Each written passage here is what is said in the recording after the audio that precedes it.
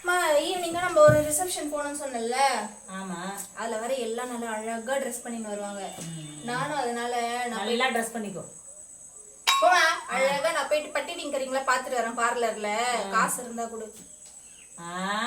ஊர்ல கல்யாணமா மார்ல சந்தனமா அந்த மாதிரி பியூட்டி பார்லர் பண்ணலாம். பியூட்டி பார்லர் வேலையை பார்த்துட்டு போய். சரி எதுவா இருந்தாலும் பரவாயில்ல. நான் இன்னைக்கு மூஞ்சிக்கு ஃபேஷியல் பண்ணி ஆகணும். அதுக்காவது காசு கொடு. அவ்வளவுதான் நான் சொல்றேன். என்கிட்ட ₹1 கிடையாது. ₹1 கிடையாதா?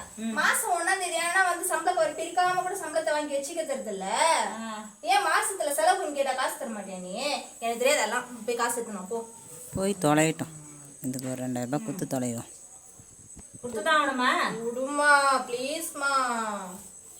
சரி ஒரு ₹2 கொடுத்துரும் போ. ₹2?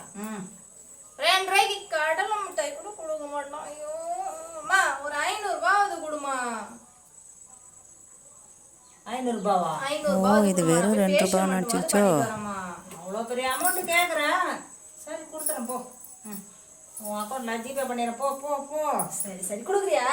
கொடுக்குறேன் போ. அப்ப நான் பார்லருக்கு இப்பவே கிளம்புறேன். டைம் வராது. சீக்கிரம் சந்தோஷம். சரியான மக்கு போட நம்ம இதை நினைச்சு சொன்னா இதை எப்படியோ ஓடும். நமக்கு லாபமா சந்தோஷம்.